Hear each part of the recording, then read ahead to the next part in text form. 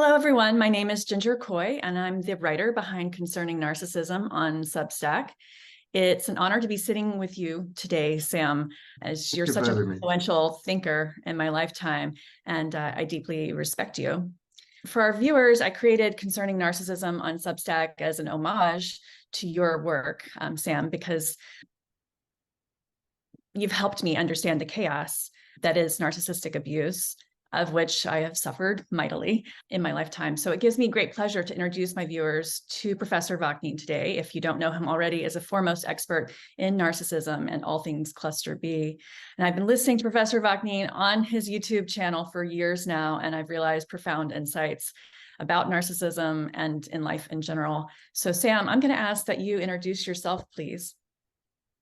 Sure. I'm the author of Malignant Self-Love, Narcissism Revisited, which was the first book ever to describe narcissistic abuse. I also coined the phrase narcissistic abuse and the overwhelming majority of the language in use today.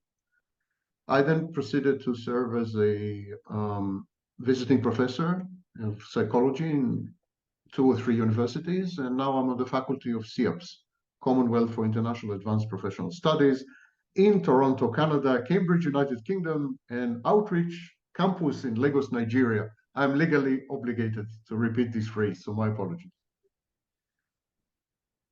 No worries. I wanted to start off right off the bat. So Concerning Narcissism's most viewed piece is my most recent piece about victimhood ideology, and it's called Victimhood Movements Hijacked by Narcissists and Psychopaths.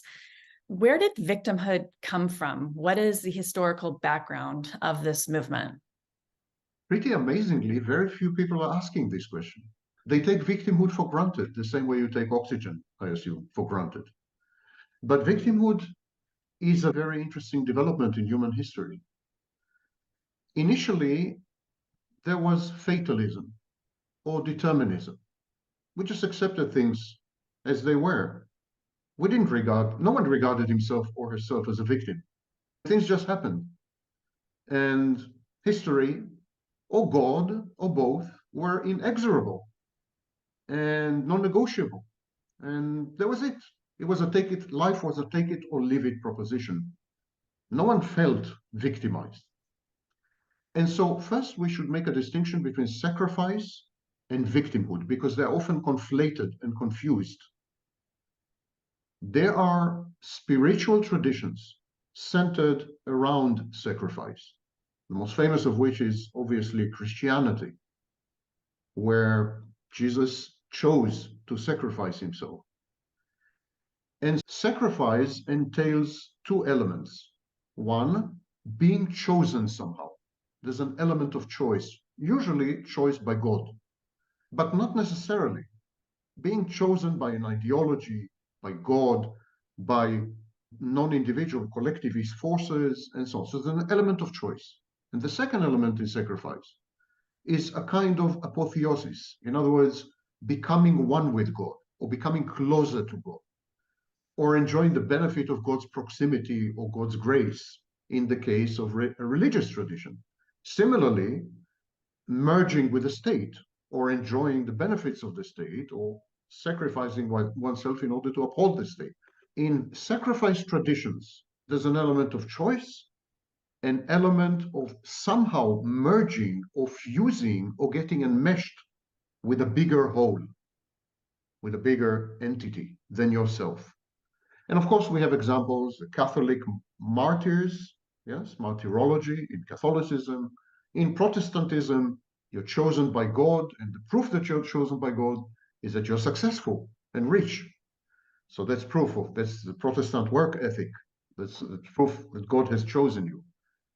And so on and so forth. These are all sacrifice traditions. They have nothing to do with victimhood. Jesus was never a victim. The Catholic martyrs were never victims.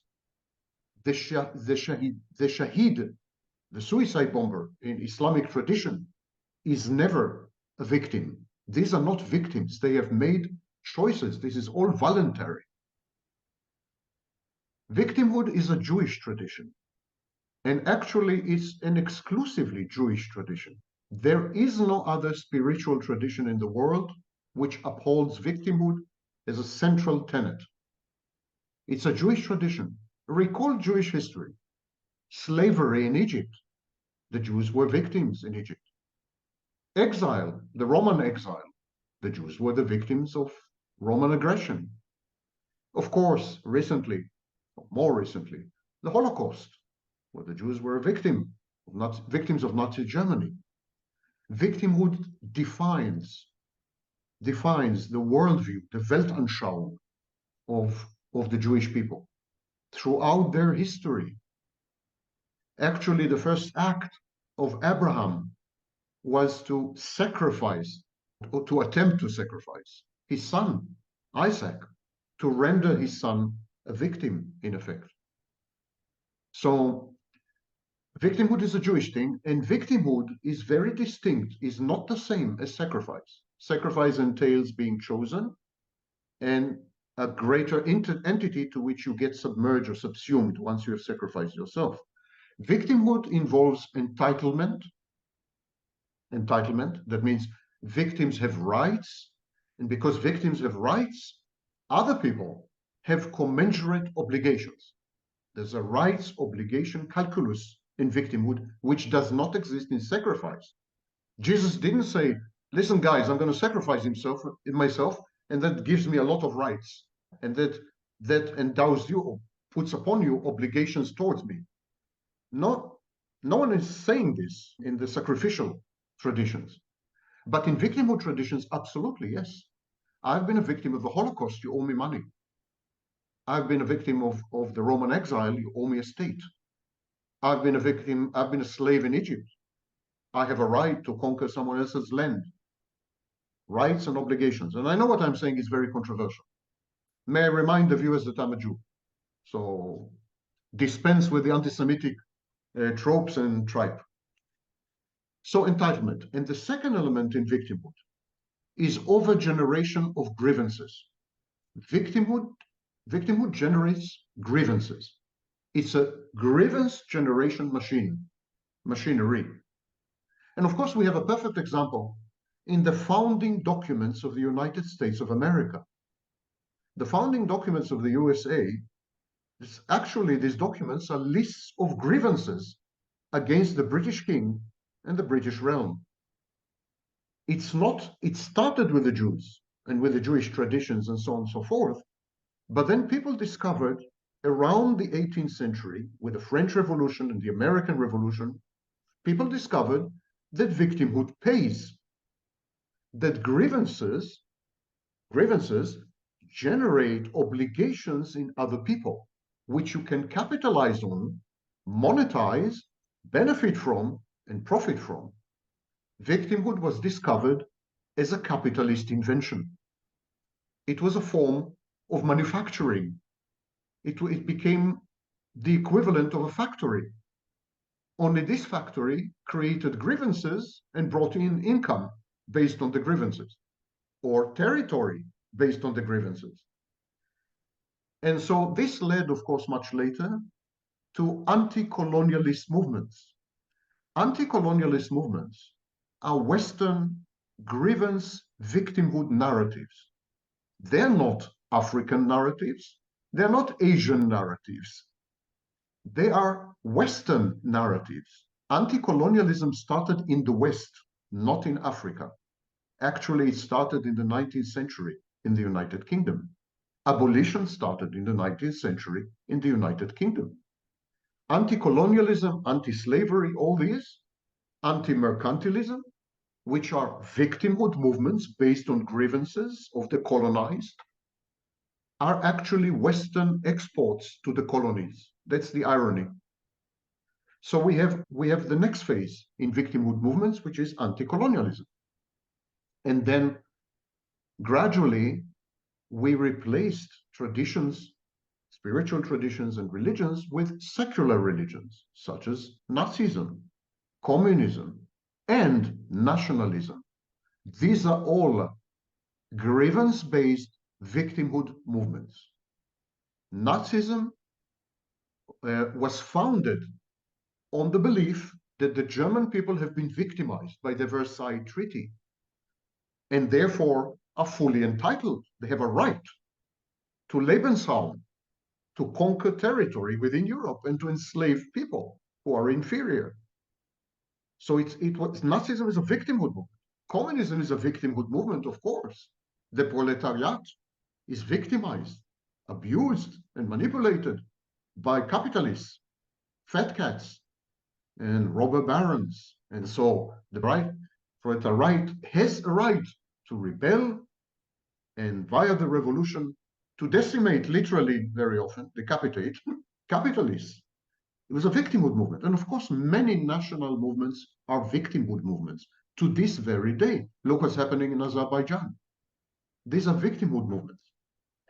And so this is the historical background of victimhood. It started with the Jews, and via their influential writings, for example, the Bible, it spread and it became a global phenomenon, displacing sacrifice traditions, actually. Because today the biggest religion in the world is victimhood, not Christianity, not Islam, not Judaism, not Buddhism. The biggest religion, in my view, today is victimhood and its ally or its flip side, narcissism, because victimhood entails narcissism. With your permission, I will mention a few more points. I'm sorry the answer is a bit long, but I hope I'm laying the foundation for the dialogue, because then we can expand upon some of these points. Modern victimhood borrowed heavily from historical victimhood. So we have entitlement and we have all these elements, grievances, and they all exist in modern victimhood. But modern victimhood added to the mix, added narcissism to the mix. And now we have narcissistic victimhood, which is the modern form of victimhood, because everything is narcissized, not only victimhood. Politics, show business, social media, everything is imbued with narcissism. So victimhood became an organizing or hermeneutic principle. Today we explain gender relations via victimhood. We explain sexual interactions, sexual scripts between men and women via victimhood. Politics, geopolitics, even environmentalism is a victimhood movement. Here, the victim is the planet. The planet is the victim. Of course, animal rights, you will be very hard-pressed to find a nook and cranny and corner in human activity and existence nowadays that is not infused and immersed in victimhood. It is the organizing principle, the principle that makes sense and imbues our lives, makes sense of the world and imbues our lives with meaning. So it's an explanatory hermeneutic principle. It is ahistorical, while traditional victimhood movements were historical. Modern victimhood movements are ahistorical. I'm sorry. I'm used to lecturing in French as well. So ahistorical, in the sense that they don't care about historical accuracy. And they think it is perfectly legitimate to reframe history and create narratives that cater to the claims and grievances of the victimhood movement, even if they are not 100% in accordance with reality, even if they are counterfactual. We see this, for example, in the recasting of the history of slavery, which is very far from accurate, and I'm putting it very gently and charitably. Yeah. Next is malignant egalitarianism. Malignant egalitarianism is the idiotic claim, and I'm being again charitable, that everyone is equal to everyone in every way. Everyone is equal to everyone in every way. So everyone is an expert on everything. There's no hierarchy of expertise or learning or knowledge. Everyone has the same rights, I agree. Everyone is entitled to everything similarly and so on. But wait a minute. If everyone is the same as everyone else, everyone is automatically a victim. Because reality never treats everyone identically. You are not likely to be dealt the same hand as everyone else. So this gives rise to universal victimhood. The minute everyone is equal to everyone, everyone is discriminated against, everyone experiences injustice, everyone has a grievance, Because if I am equal to the President of the United States and I don't have a limousine, something's wrong with it. I'm a victim. Finally, there's the most worrisome phenomenon in my eyes, and the one I'm possibly the best qualified to discuss in the context of this dialogue, and that is the coalescence of mental illness with victimhood. Now, I'm relying on dozens of studies, all of them recent, all of them in the last 2-3 years. I will mention a few names: Kian and Aquino, Weissmel, Manor, and Kaplan, Gabay and Hamiri, Golwitzer, and others. These studies have demonstrated conclusively that psychopaths, narcissists, people with other mental health disorders, such as ADHD, have taken over victimhood movements such as Me Too, Black Lives Matter, and movements on the right, of course, not only on the left. They've taken grievance-based movements and taken over, and they are leveraging these movements and abusing these movements, and they've infiltrated these movements, and these movements are utterly compromised. This is an exceedingly dangerous phenomenon. I see it online. I am actually the father of a major victimhood movement, victims of narcissistic abuse. I created it single-handedly. First 10 years was only me. I created this movement, which today numbers tens of millions of people. I don't think I'm exaggerating. And I see within this victimhood movement this trend where narcissists and psychopaths have taken over, hijacked this movement. And today, when you go online and you come across an empath, which is a nonsensical, non-clinical term, you are likely dealing with a covert narcissist. It's really bad out there. And we can discuss later, if you wish, the modern manifestations of victimhood. That's, in a nutshell, the historical, not big nutshell, the historical background. Yeah. It sounds as though we're trapped amongst a bunch of narcissists, or at least those on the spectrum of narcissistic traits, because then you're saying you're making a distinction that these movements are ultimately hijacked by narcissists and psychopaths. Yet it sounds as though we're all in the midst of victimhood ideology and therefore narcissistic already. So it just gets heightened, to your point, it seems. We're all human to varying degrees. We're all human. And so we react to human incentives. Start with the fact that victimhood pays. It pays to be a victim. People are making money off victimhood. They monetize victimhood in a variety of ways, on YouTube, off YouTube, with social welfare schemes, with welfare states. It's all based on victimhood. Some people ended up having a country owing to victimhood claims and grievances. The United States, Israel. These are victimhood-based countries. These are proofs positive that victimhood pays. The second thing is deceptive signaling. Deceptive signaling is the ability to signal victimhood deceptively when you're not a victim, in order to motivate other people to indulge you, to share with you their resources, to behave in ways which are conducive to your goals, to secure beneficial outcomes, to render you more self-efficacious. When you say I'm a victim, it's a kind of manipulative tactic, because you can modify other people's behaviors. And there are, as I said, expectations. As a victim, you have rights, and other people have commensurate obligations. There's also the issue of competitive victimhood. You compete with other victims. I'm much more of a victim than you are. There's a hierarchy of victims. My abuser was much worse than your abuser. Reminds me of children. My dad is stronger than your dad, and this kind of thing. We have this. We have this visibly, especially online. If you put the three together, victimhood pays, deceptive signaling, and competitive victimhood, you realize it's a capitalist endeavor. And I'm not deprecating capitalism. What I mean to say, it's a money spinning proposition. It's a scam. It's simply a scam. Now, am I disputing the fact that there are victims? Of course not.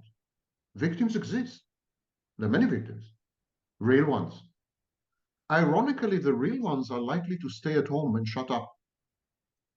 We know that real victims are full of shame, they feel helpless, they're depressed, they're anxious, they're dysfunctional, and the last thing they want to do is interact with other people. They isolate themselves, they become schizoid. This is all well documented in the literature. This is what real victims look like. They don't go on camera. They don't advertise themselves. They don't open YouTube channels with millions of followers and make something like $1 million a month. They don't do this. These are not real victims. These are fake victims. Can I generalize and say that the overwhelming majority of these people are fake victims? Yes, I think I can actually. I know it's a controversial view, but I think Greta and all these millions of teenagers just found a way to enjoy 15 minutes of fame, to signal virtue signaling to their peers, and to generate awesome material for Instagram and TikTok. I think these were the main motivations, not the welfare of the planet, honestly. Do you want to get into more of the modern manifestations that you were alluding to earlier that you said you could get into? Victimhood movements? And you started to write, Greta. We can try to profile modern victimhood. First of all, classical traditional victimhood movements usually did three things, fulfilled three functions. They decried specific transgressions. They tried to reverse the victimhood state. So they were not invested in remaining a victim. They were invested in reversing the victimhood and eliminating it, actually. While modern victimhood movements are invested in remaining and perpetuating the state of victimhood because it pays. It pays emotionally, a process called cathexis, and it pays financially, and it makes you famous and a celebrity, and then you can have a lot of sex. And I know this sounds crass and vulgar, but this is human reality. Humans are animals, ultimately. And so classical victimhood, traditional victimhood, decry the phenomenon, decry the transgressions, try to reverse them, and therefore traditional victimhood movements were remedial. They try to remediate, they try to heal, they try to cure. And we had traditional victimhood movements among individuals. So individuals try to remedy individual transgressions, and we had them on a collective level. Fights, real fights against bias, discrimination, and oppression. Some anti-colonial movements, not all by any means, but some anti-colonial movements were blessed and very good victimhood movements. I think the civil rights movement, by and large, ignoring the malignant manifestations such as Malcolm X and I don't know what, but by and large, the civil rights movement was okay, was an okay victimhood movement. Because the core message of the civil rights movement is we don't want to be victims anymore. We want to change the system so that we are never victims anymore. This is not the message of modern victimhood. Modern victimhood movements are exclusionary. There is an exclusive membership in a club. And this exclusive membership elevates you. It's a kind of sick apotheosis. It renders you godlike. At the very least, renders you unique or special in some way. So it's a badge of honor to be a victim. It's identity politics in the worst sense of the word. You're becoming invested in your identity. And there is a disincentive to reverse your victimhood status. If you are a housewife from Indiana, and I know I'm being as politically incorrect as I can, if you're a housewife from Indiana and you go online and you declare that you have been a victim of your horrible, abusive husband, suddenly you have 8,000 followers and they listen to you and you are the center of attention. and you are beginning to make $1,000 or $2,000 a month off YouTube. And everyone caters to your needs, walks on eggshells, corsets you and pampers you, and suddenly that's a new experience. It's narcissistic supply. It's wonderful. It's mini celebrity. Just the week before, you've been a housewife in Indiana, and now everyone in Bangladesh and Nepal and the Philippines heard of you. It's irresistible. It's irresistible even for healthy people, as far as healthy people are concerned. It's irresistible. We call it acquired situational narcissism. You can become a narcissist. It's late onset narcissism. If you become a rock star, there have been studies of rock stars who were not narcissists, but once they've become rock stars, they became narcissists. They were diagnosable. We say that they transitioned from subclinical narcissism to clinical narcissism. They were diagnosable. So this is called acquired situational narcissism. So this is exclusionary identity politics based on uniqueness, specialness. And now you have an incentive to multiply your uniqueness. As you say, I'm unique as a woman. Wow, what an amazing experience. But wait a minute, is there anything else I can leverage here? Yes, I'm also black. I'm also black. I am not only a woman. I'm not only victimized as a woman. I'm victimized also as a black person. So I'm a black woman. Double whammy, double yummy, not double whammy, double yummy. Double whammy in traditional victimhood movements. Double yummy in modern victimhood movements. And this is known as intersectionality, of course. It's amplifying exponentially the benefits and the perks and the outcomes of each victimhood movement by combining them, simply combining them, multitasking. And of course, all these movements are grandiose, they're entitled. And one of the really bad things about modern victimhood movements, they dehumanize the other. We didn't have this in traditional victimhood movements. The Jews never dehumanized the Romans. Never. Actually, they've learned from the Romans. The greatest historian of the Jews is Josephus Flavius, who studied in Rome and spent most of his life in Rome. We did not demonize the Greeks because they victimized us, or the Romans because they victimized. The first time we victimized anyone, we demonized, I'm sorry, we did not demonize the Romans or the Greeks. The first time we demonized anyone was the Nazis. It was the first time. And it proves my point that modern victimhood movements demonize. The Jewish people never demonized anyone, with a single exception, Haman in Persia, the only exception. We never demonized anyone else who victimized us as a people until the modern era, when we victimized the Nazis. When we demonize, what's wrong with me? When we demonize the Nazis. So demonizing the other is again an element. There is also conspiracy, the element of conspiracy.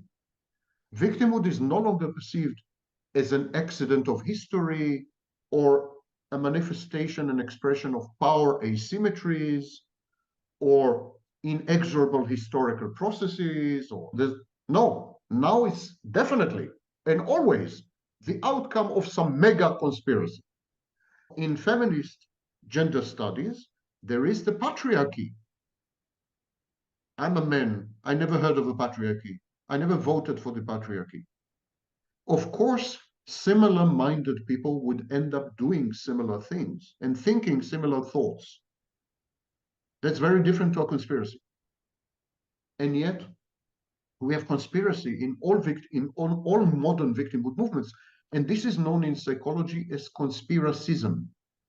Conspiracism is a clinical, pathological element of personality.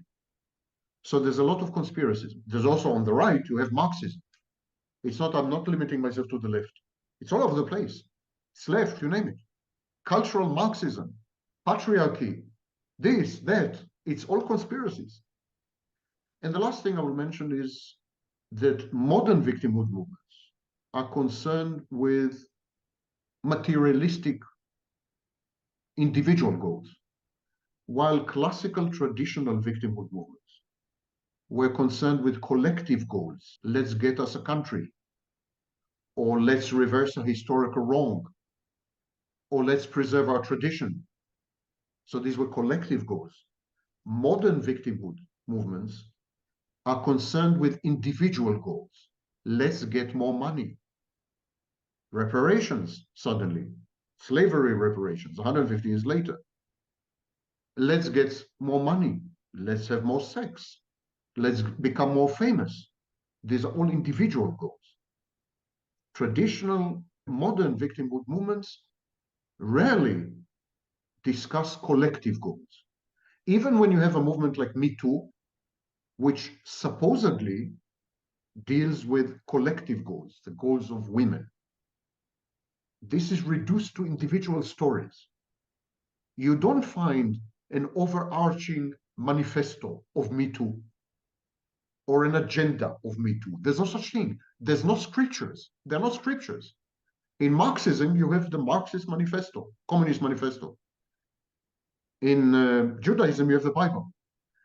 You don't have this in Me Too. You don't have this in Black Lives Matter. You don't have this in modern victimhood movements, because they are just an agglomeration of individuals, each one of these individuals pursuing individual goals and collaborating ad hoc to obtain these goals.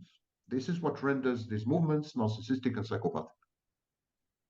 So do you think that this clamoring for collectivism, as I see it through cultural Marxism, is really a misguided effort to mitigate against the atomization of living in the age of narcissism, a sort of we versus me ethos? Is there any relation? It used to be that we emphasize the individual, but now it seems to have mutated into a corrupted form of recognizing autonomy all the way on the spectrum to full-blown narcissism. You mentioned earlier communism being on the right. I'm not sure if you misspoke. I think of it as on the left. On the left. Communism is on the left, of course. Yeah. Nazism is on the right. Right, right. This is, even though this is debatable, whether Nazism was a right. Yeah, because I've heard that, Nazism is still to the left, but it's just right of communism, is how I've heard it framed. Yeah. It's debatable, because Nazism was an eclectic movement. It didn't have a core, ideological core. It was whatever worked, because if you see the full name of the Nazi party has something for everyone. Nationalsozialistische Deutsches Arbeiterpartei. Something for everyone. So I wouldn't classify it either as right-wing or left-wing. But I think the left, progressive left, so to speak, or liberal left, or whatever you want to call it, whatever epithet is your cup of tea. I think the left pretends to be collective, the same way the right pretends to be individualistic.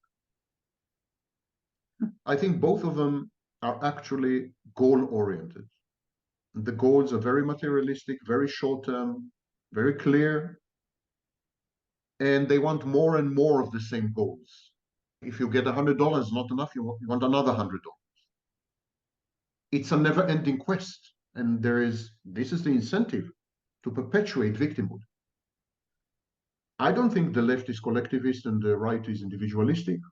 I think all of them are infested with narcissists and psychopaths.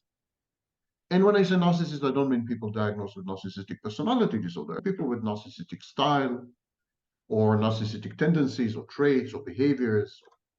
And this, I would say, characterizes a big proportion of the population. Yeah? All of them are infested with narcissists and psychopaths who discovered El Dorado, simply. Now, whatever it takes, if having a collective call for action works, like in environmentalism, then let's do it. If catering to individual needs and individual grievances and individual hopes of getting whatever benefits, then let's do it. Whatever works. This expediency is also typical of modern victimhood movements. They are flexible to the point of not existing in ideological terms. They go with the flow. They don't have a core. They don't have a spine. They just migrate to the path of least resistance. Whatever works, whatever gets things done, whatever, let's do it. And there's no loyalty and no adherence to any real ideological commitment or even idealistic commitment. Maybe ideology is not a good thing, but to have ideas is a good thing. No one has any ideas. These are impoverished, intellectually impoverished movements, all of them. So I'm going to pause for a moment and put myself in the shoes of someone who's new to you, listening to you. And right out the gate, it'd be easy to dismiss what you're saying as hyperbolic or cynical, jaded, what have you. But maybe if you were to put a finer point on it, what are the repercussions of these victimhood movements being hijacked by psychopaths and narcissists? How does it manifest? You've talked about a psychopathic collective, for instance.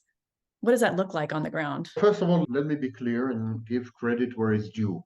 I am definitely not the first to say these things.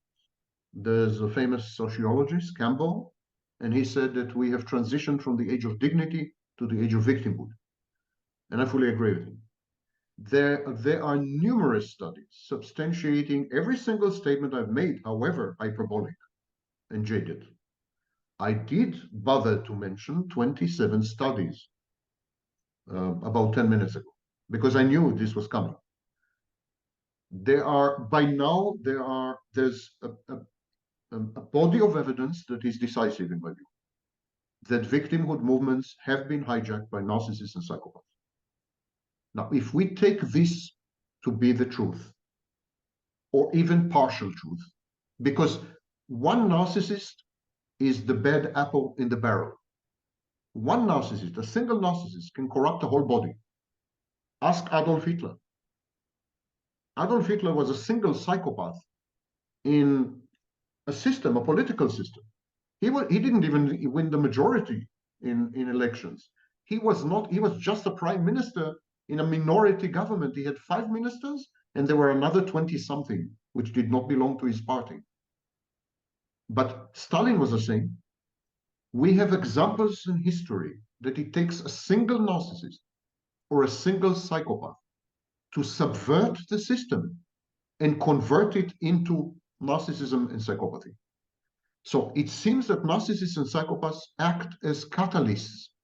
They catalyze a process of increasing narcissism and increasing psychopathy. And that's what I meant when I use the phrase narcissistic collectives and psychopathic collectives.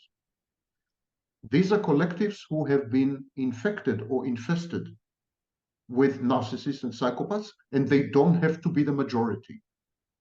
They have to be strategically placed, that's all. And they have to be good interlocutors, demagogues, speech makers, and so on and so forth. I, as you may have noticed during this conversation, have no allegiance to the left or to the right. If I had to give an example of what I've just said, Donald Trump. Donald Trump is such an example. The man has corrupted the political system of the entire United States. All of it is corrupted now, beyond recognition. And he did this in fewer than 5 years. And definitely a single individual. So yeah, it's dangerous to introduce narcissists and psychopaths into your environment because they take over the same way a virus does. And so if these victimhood movements are infested with narcissists and psychopaths, and we are not talking about single individuals, according to the studies, we are talking 30–40% of leadership positions, then we are doomed. And we are doomed, I think, for 2 reasons. Victimhood movements have infiltrated politics. And I'm not talking only about the left. The Tea Party movement, Occupy Wall Street. I'm not limiting, I'm not a leftist, I'm not a rightist, I'm an observer. Victimhood politics is increasingly more victimhood based. Increasingly more. It's much more visible on the left because the right claims that it wants a small state or a small, but the right is still a victimhood movement. Right and left, these are victimhood movements, and they've taken over the political machinery. That's point number 1. Point number 2, We make sense of the world today. We imbue our lives with meaning exclusively via victimhood. It became the exclusive principle. The first question we ask is, who suffered? Who is suffering? Who has been hurt? How should we remedy? What things can we do to ameliorate someone's damage? Or we take for granted that someone is a victim somewhere at some time, and we need to do something about it. We have a commensurate obligation, and he has rights, or she has rights. We can no longer think straight. We are not thinking straight anymore. Everything is now viewed via the prism of victimhood. And so we are, in clinical terms, trapped in a fantasy of victimhood. We are no longer in reality. We are fantasizing. We are delusional. We are clinically psychotic. We're in a psychotic state.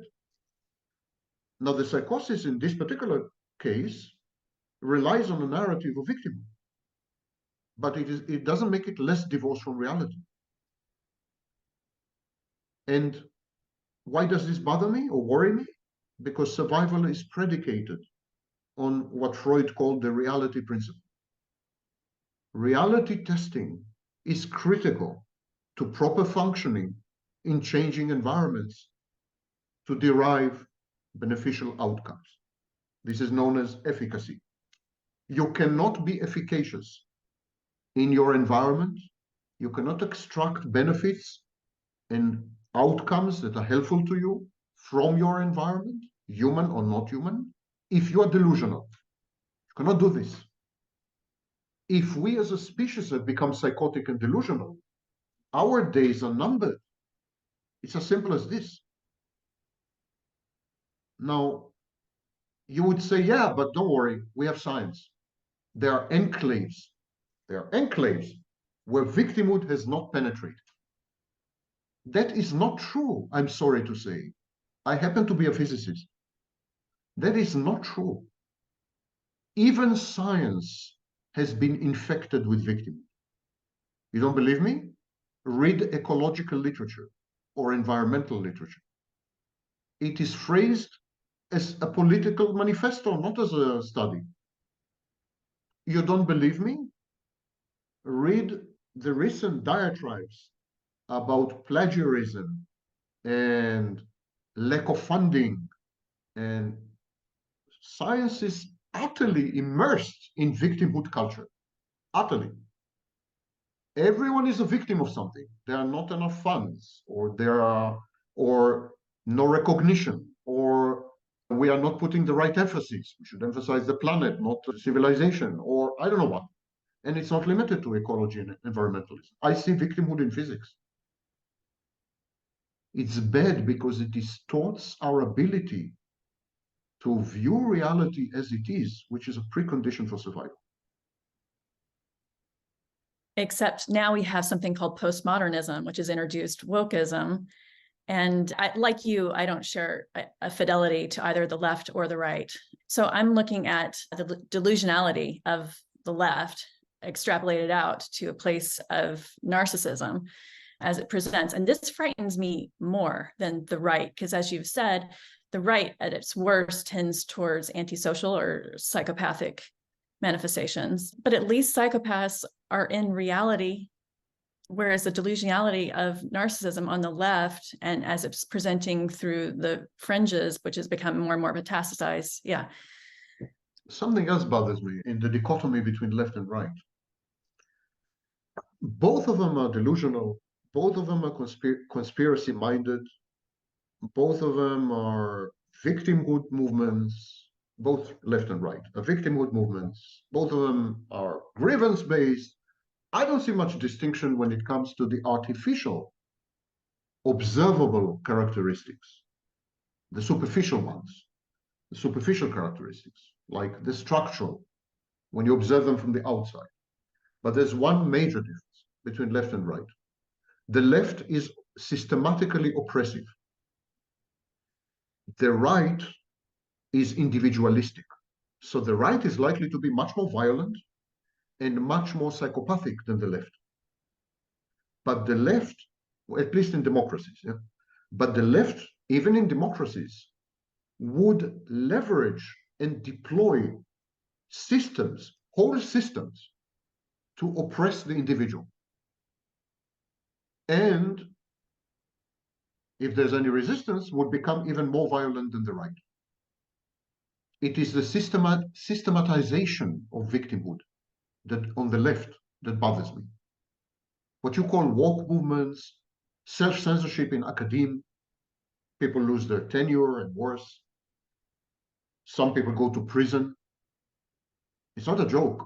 There is a systemic oppression of free speech, of reality and evidence-based studies.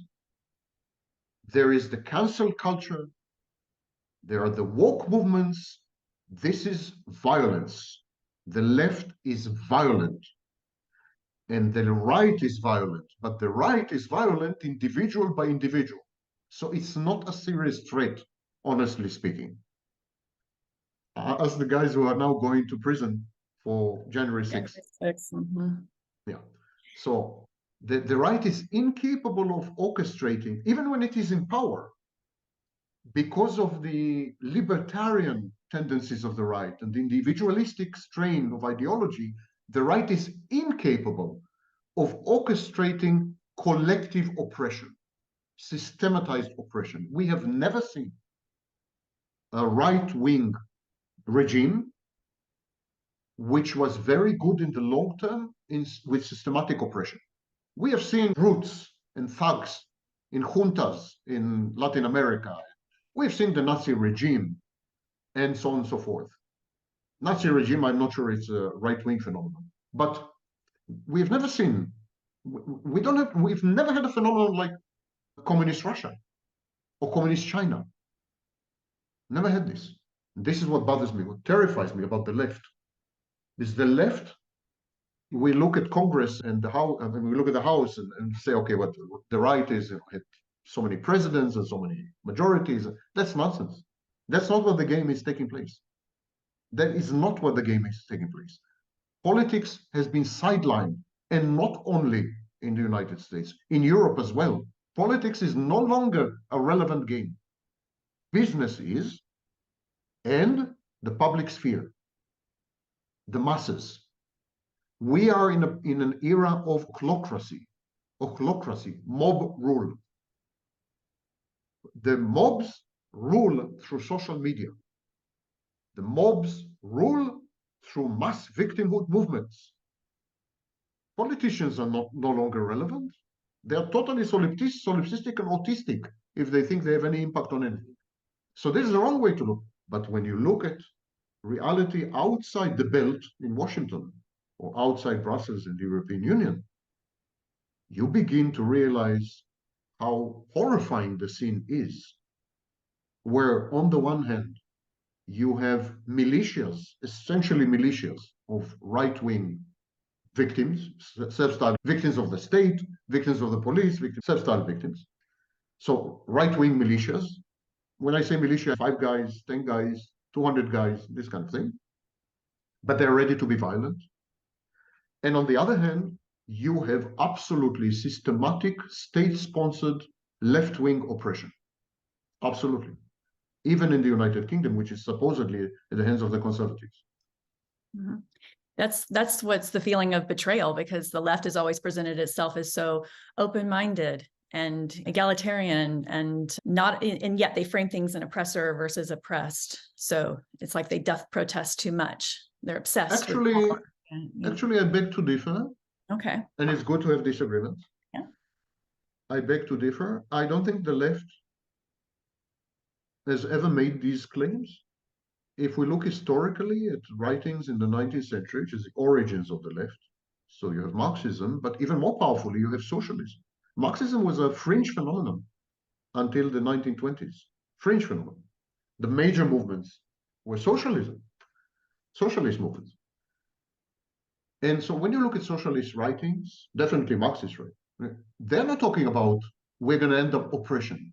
They're talking about we want to oppress. We have been oppressed hitherto. Now we want to oppress. Marx is very open about this. He says we need to take back the means of production. We need to destroy private property.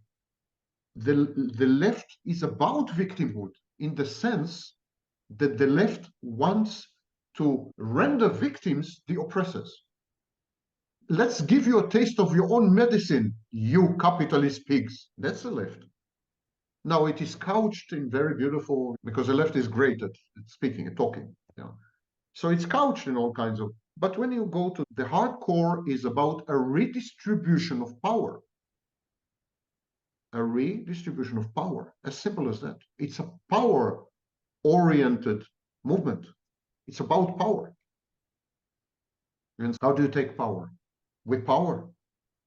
It's a war. It's a very conflictual movement, the left. The left is about war. That's the irony, because they cast the right as violent and conflict-oriented. And actually, the right is conflict-averse. Even rightist militias, they just want to be left alone. They don't want to fight. They want to be left alone. Well. Mm-hmm. But the left is combative. I think that's the irony that I'm getting at here. Yeah, you're helping me to elucidate and zero in on. You're talking about earlier the transition from sacrifice to victimhood to frame this conversation. So how is it that America has become so narcissistic? You talked about Trump, for instance, also the DSM doubling in size, pathologizing everything. So if you pathologize more and more things like caffeine or internet addiction, you have to consider the profit motive in America. So to get rich, you make people feel like victims of a pathology. And if they feel like victims, they become narcissistic. So it becomes this sort of feedback loop and spinning off the rails, snowballing down a hill. So yeah, how did America become so narcissistic? Activism is warfare by other means. Social justice activism, they also call themselves social justice warriors. It's a war. Now, it's a war about which has to do with what? What is the goal of this war? What is the raison d'etre? A redistribution of resources. So we have official redistribution of resources. It's called the tax system, taxation, the redistribution of wealth. It's even called redistributive justice, which is, in my view, an oxymoron. But okay, we have redistribution, which is institutionalized. But now people want to redistribute everything, not only money, not even mainly money. They want to redistribute power. They want to redistribute access, including bodily access, which is the core engine of Me Too. They want to redistribute institutions. So there's defund the police or redefine the police or whatever. So everything is up for grabs. Now, the elites, if you ask me, are very uncomfortable with what's happening. Is there such a thing as the elites? Of course there is such a thing as the elites. They don't meet in secret, in Bilderberg or World Forum. That's right-wing nonsense. There's no new world order, and there's no forthcoming Great Reset. It's again conspiratorial hogwash coupled with mental illness, QAnon and all this. But the elites do exist. Rich people think alike, and they have the same interests. It's as simple as that. The elites are terrified. I am not only speculating, I've actually served most of my life as advisor to very rich people all over the world. So this is not exactly speculation. This is first-hand experience. They're a bit terrified of what's happening. So they multiply the tools of social control. You've mentioned the DSM. Yes, it's about profit making. It's about reimbursing therapists, insurance industry. It's about pharmacological industry. It's all true. But over and above everything, it's a tool for social control. The elites are engaging in two processes which allow them to control the masses. For now, I don't think they're going to succeed in the long term. I think a revolution is coming. But for now, it allows them to control the masses. Two processes: pathologize and criminalize. Pathologize everything and criminalize every behavior. Absolutely every behavior. Criminalize. So we had a situation where the DSM didn't double, it went up 10 times. The DSM used to be 102 pages in 1952. It is 1,180 pages today, the DSM. If you go through the pages of the DSM, I think there are only 2 normal, healthy people in the world left. And that's because they've never met a psychiatrist. Similarly, the tax code. In 1920, the tax code was about 100 pages. The tax code today, in the United States I'm talking, is 97,000 pages. The criminal code went up 11 times, double, multiplied by 11, factor of 11. You are not even aware that you are every day committing offenses, crimes, transgressions. Should they decide to arrest you, they will.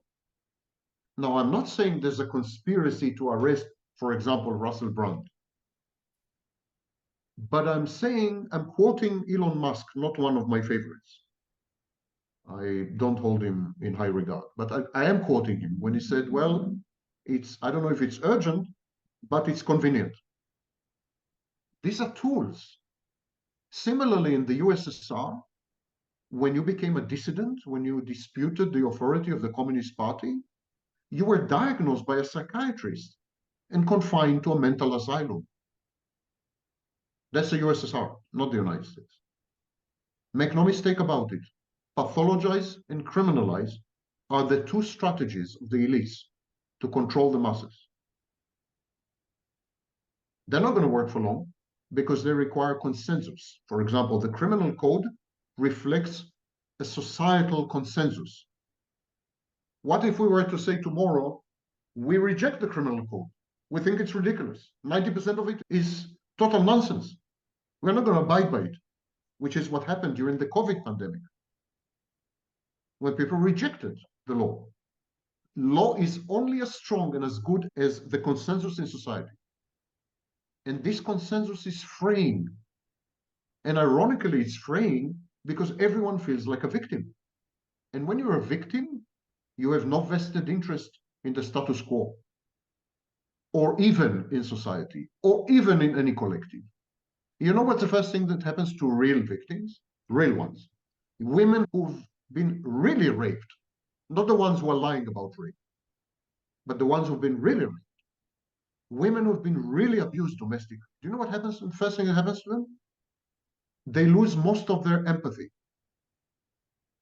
Again, politically incorrect, but factual.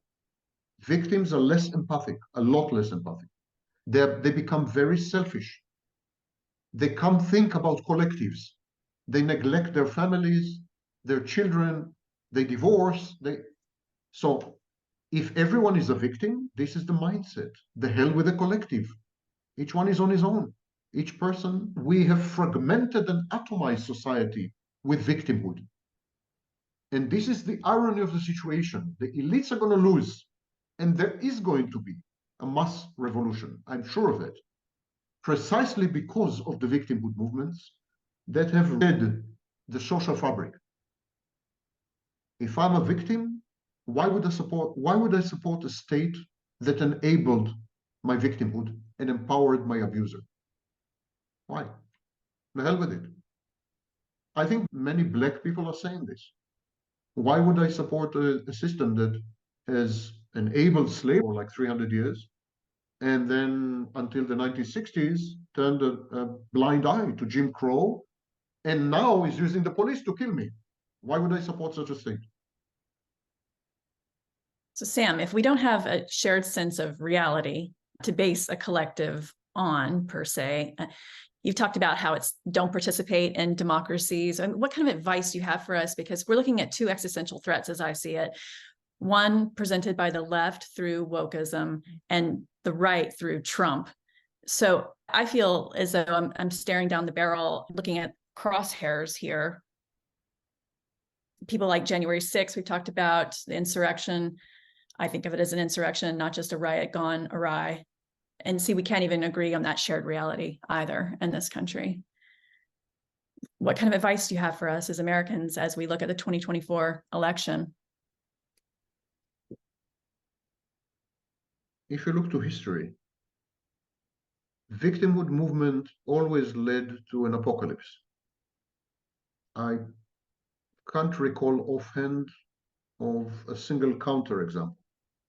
All victimhood movements led to an apocalypse. And of course, the latest example is Nazi Germany and communist Russia, communist USSR. It seems you need to go through the rabbit hole. You need to experience an apocalypse. Apocalypse is what Schumpeter called creative destruction. It's like ground zero after 9/11. You can rebuild. You need to go through this disaster. The victimhood movements must culminate. And Trump is a victimhood movement. I'm not making this distinction. It's a victimhood movement. The victimhood movement, left and right, must culminate, must clash, must obliterate each other and the whole social fabric and state institutions in the process. This is what happened in Nazi Germany. That's what happened in communist Russia. That's what happened in communist China. It's inevitable. I don't think you can avoid this. I think January 6th was the first convulsion, the first gasp. By no means is it the end of anything. It's the beginning. It's absolutely the beginning. I think the situation on the left is getting worse by the day, in the sense that the left is grasping at straws, and the only straw it has is victimhood. And so it is co-opting victimhood. It is institutionalizing victimhood. It is using victimhood as an oppressive tool. It is using other social control tools, such as the DSM, such as the criminal code, such as the tax code, using them in cahoots and in conjunction with victimhood.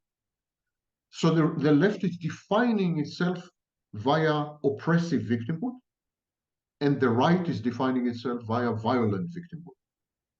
There's no good ending to this story. Never has been throughout human history. Same with Rome. Same with Rome in the 2nd and 3rd centuries, before the barbarian invasions. The same. There were victimhood movements. Spartacus, you heard of Spartacus? There was a victimhood movement.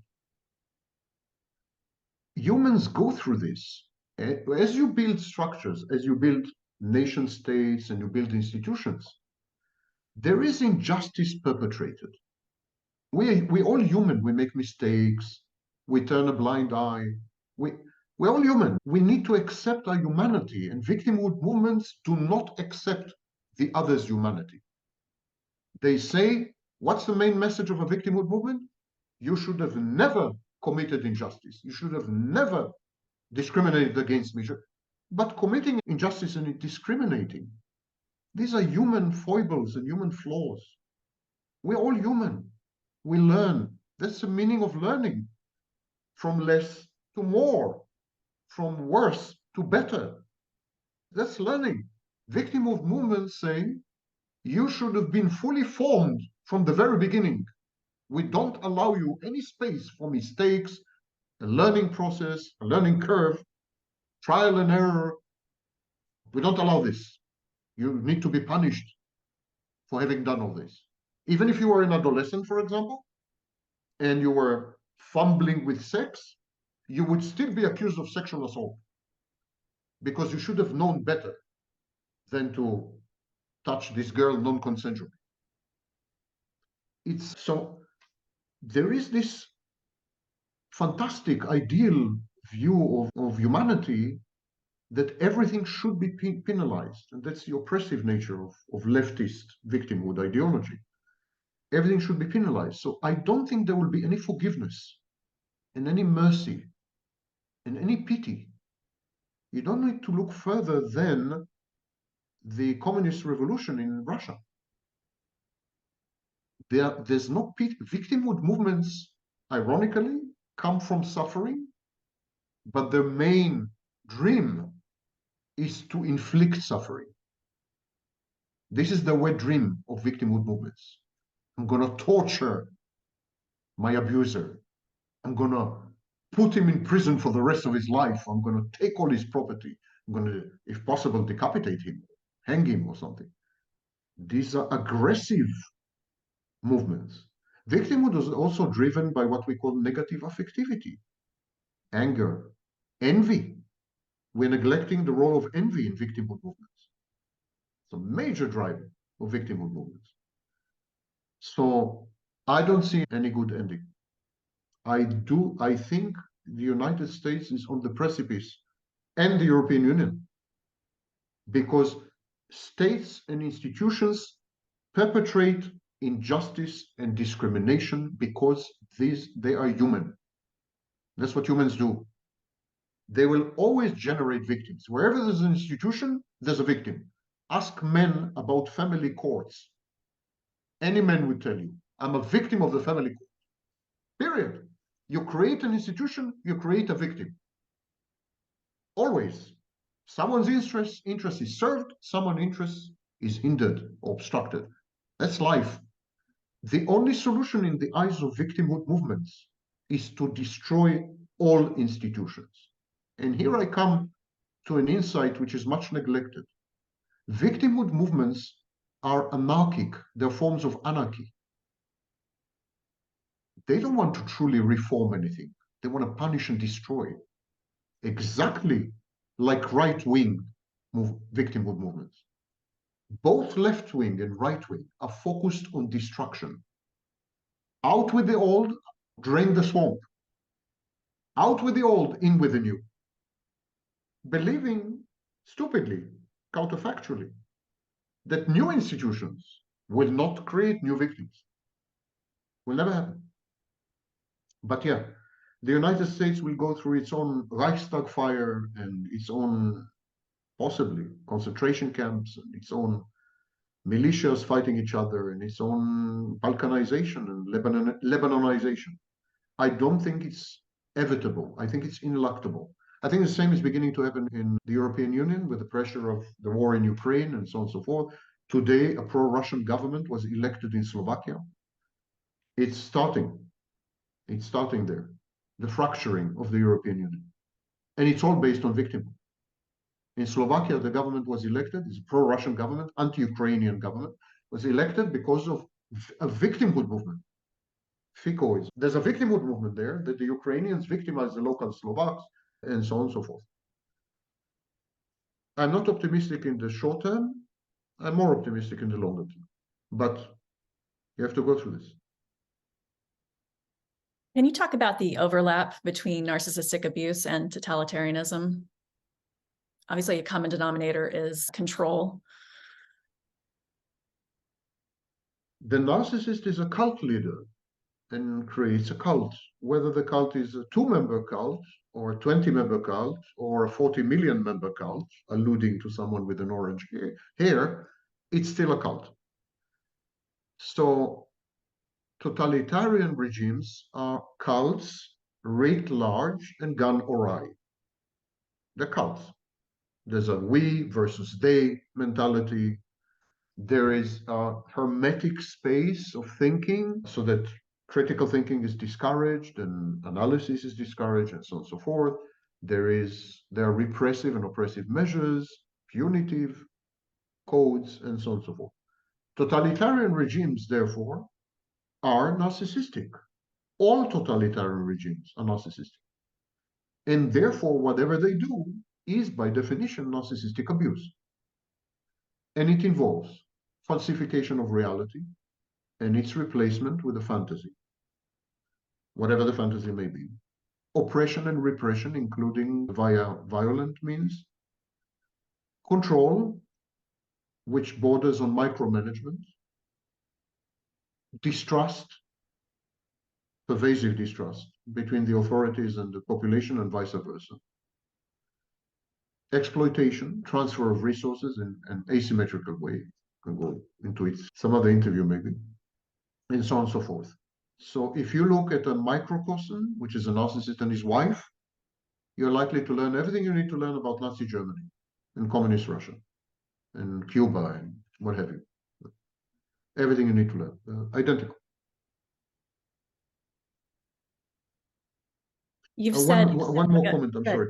Yeah. That renders narcissistic abuse a political issue.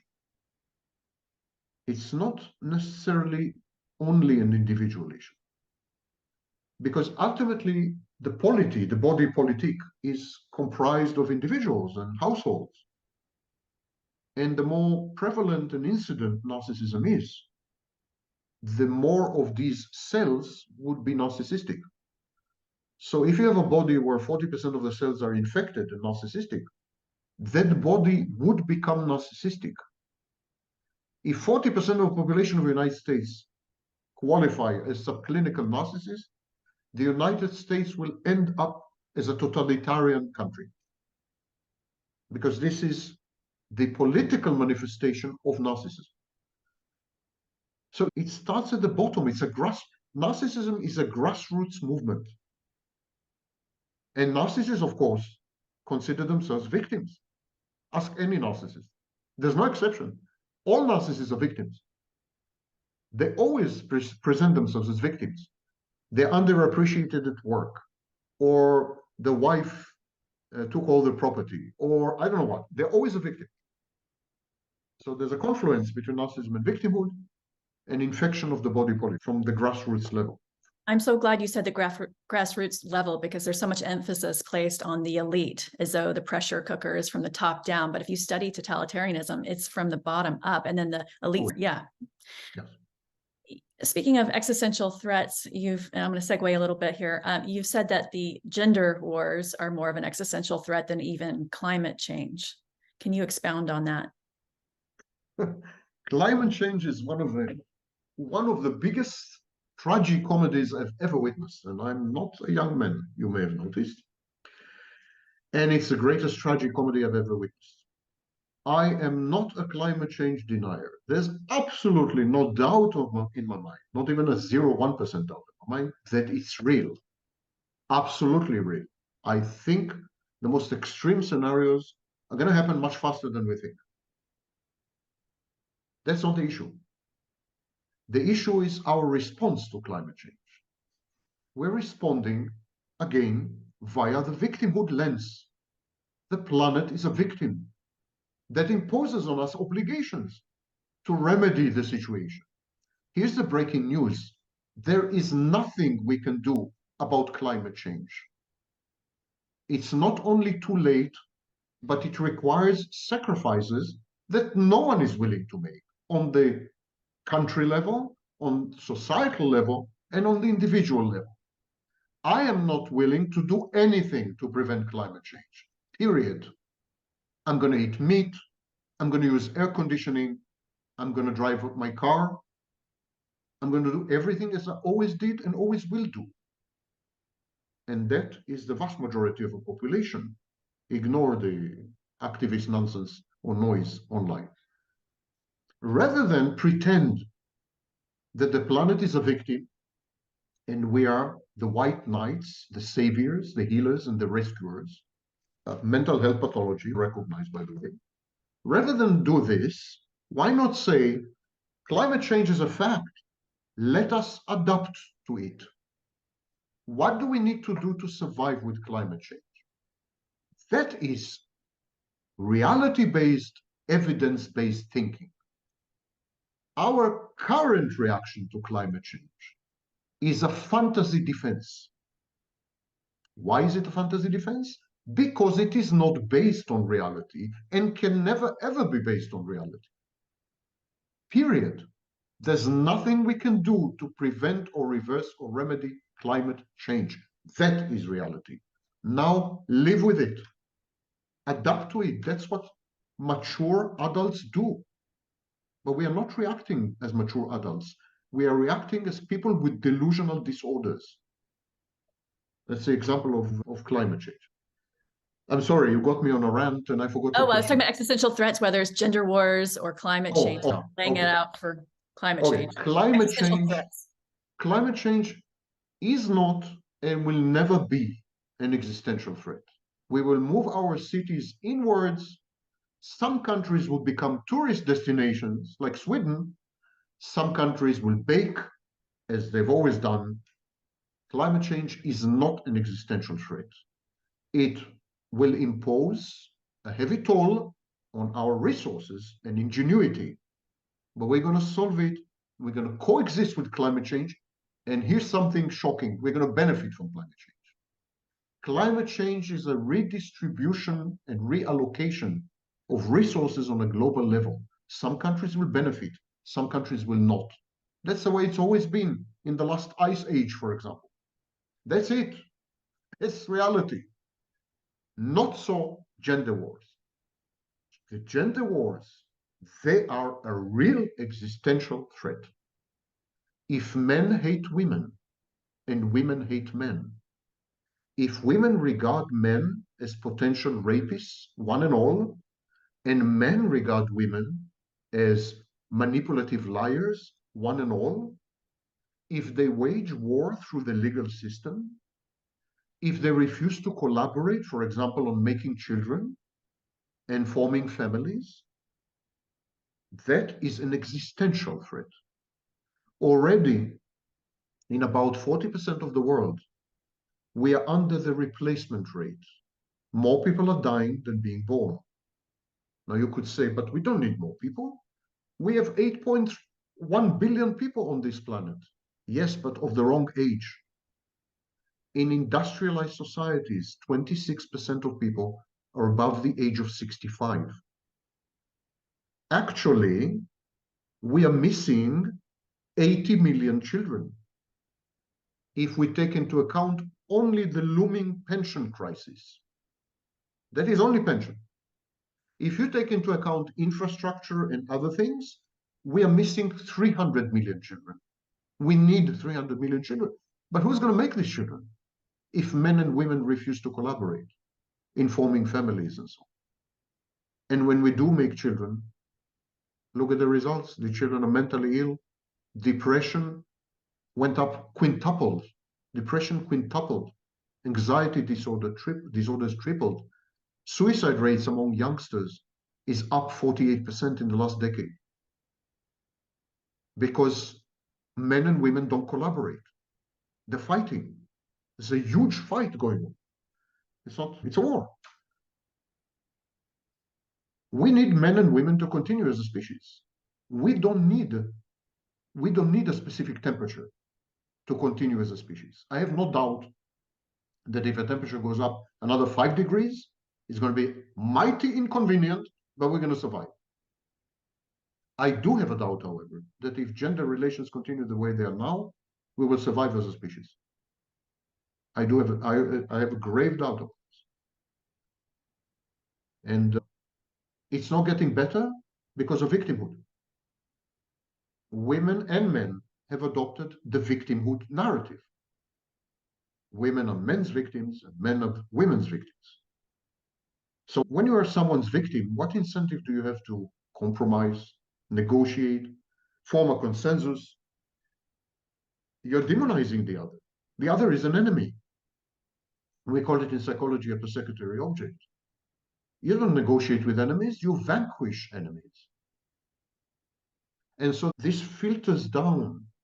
If you think that gender wars are limited to the bedroom, you would be very wrong. Because, for example, in workplaces, 57% of men refuse to work with women. Pew Center, not some Vaknin. 57% of men are afraid to collaborate with women because they are afraid of allegations of sexual assault. And 40% of women. This in itself is a shocking number. The overwhelming vast majority of teenage boys are afraid to approach teenage girls for the same reason, the Me Too movement. That's overwhelming majority. they are free to approach teenage girls. In the United Kingdom, love bombing is has been criminalized by the prosecution service. Love bombing is when on a first and second date, I offer you marriage. And I'm planning our future, and I buy you flowers, and I tell you that you're the most amazing person ever, and I've made up my mind to marry you. Okay, it's manipulative. It's laughable, if you ask me. But it's not criminal. And yet they're criminalizing. We are criminalizing, and we have criminalized flirting and every other known form of interaction between men and women into the bedroom, and the minutest, prurient details of the sex. Everything is criminalized, stigmatized, if not criminalized. I don't know if you want to comment on censoriousness and the uptick therein. You're talking about these control tactics from a lot of different angles. But also speaking of the consummate victim, Trump, why does he self-implode under all these legal battles, what have you? Can you help us understand that? What do you mean self-implode? Everything falling apart. He's self-negating. I mean, he brings this upon himself, all these legal. He's leading in Iowa by 30 points. Yeah, we know that narcissism is a paradox. So he's both a child and a tyrant and all of this authoritarian. It's just, it always, no, you have ineluctable towards self-emulation. I have a bit of a different view. Okay. I think to some extent he's engineering his troubles because they are the ticket. I see, because victimhood. Okay, it all comes full circle. Yes. It renders him the alpha victim, the apex victim. I've been thinking lately he's going to win. All these prosecutions are the guarantee that he may win the primaries. I'm not talking about the elections, the primaries, the Republican primaries. I'm almost convinced that because he was losing momentum before the prosecutions. He was losing momentum. People were talking about DeSantis and this and that. He was losing momentum, and suddenly all these prosecutions the others are. I don't know why they're bothering to debate. It's a waste of everyone's time. These are great news. The more, the better. Bring them on, these prosecutions. I've never been more of a victim than I am now. So what's the ticket? Victimhood. Victimhood. What did I say before? The confluence of victimhood and politics. It's an enormous risk because you have the levers of power. You have the red button. This is terrifying. It's absolutely terrifying. North Korea engages in a victimhood narrative. And many Western countries are on the way to North Korea. That's what they don't realize. They think if they have a parliament or Congress or whatever, they are not North Korea. But North Korea is a country founded on a victimhood narrative. To this very day, North Koreans present themselves, that interpret their history and manufacture missiles, nuclear missiles, because they are perpetual victims. You want to see the future? Look to North Korea. There's been an increase of crime in America, just overall decline, degradation. Lately in Oakland, California, in Philadelphia, the Apple store was ransacked and looted. So people are talking about it more. Also, extreme environmental activism, throwing soup at Van Gogh paintings, what have you, gluing your hands.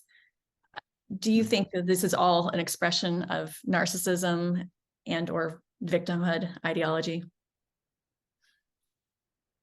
You recall that when we were much younger, you and me, I mentioned competitive victimhood. You need to be noticed. You need to become ostentatious. And you need to escalate your ostentatiousness because the competition is wild and multiplies by the day. So you're competing with 2 billion other victims. What's going to put you on the map? If you are competing for resources, you need to be on the map. This is a question of resources. There's a lot of money in victimhood. A lot of money is sloshing around victimhood. Donations, institutional money, even corporate money, social responsibility bullshit, corporate money. There's a lot of money there. So if you want a piece of a pie, piece of a cake, you need to stand out. And how to stand out? Everyone is doing the same thing. Everyone is saying the same thing. They're all singing from the same book. They're all on the same page. They're boring. It's so boring. So you need to, I don't know, glue your hands or spit on Van Gogh or I don't know. You need to do something outrageous and controversial, which would gain you media coverage. That is Donald Trump's secret. That is the genius of Donald Trump. That he always does the outrageous and controversial thing and gains media exposure, free media exposure, and a lot of victimhood dollars. Everyone wants to be Donald Trump nowadays. He's the role model, the one and only role model. So we should probably start to wind down this conversation. I did want to close out mentioning that I've been a contributor on taxonomy for Michael Schellenberger and Peter Boghossian, mapping cluster B psychopathology to wokeism. And of course, it's all been inspired by your work, and you're an advisor on this project as well. So that's coming down the pipeline shortly. So wanted to highlight that. And I also wonderful classification system. Really wonderful. Good. Really, I'm glad you think so. I'm a very blunt type. I know you don't blow smoke. In closing, Sam, I want to express my gratitude that there's a particular exquisite beauty with which you speak, that you're bringing forward in your work. And it's truly an honor to speak with you today and to gain your insights. As a fellow truth lover, and I do commit, thank you for your commitment to the truth. Thank you for having me and for resolving the issue of the recording.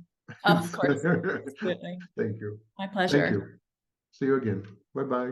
Bye-bye. Don't be a victim.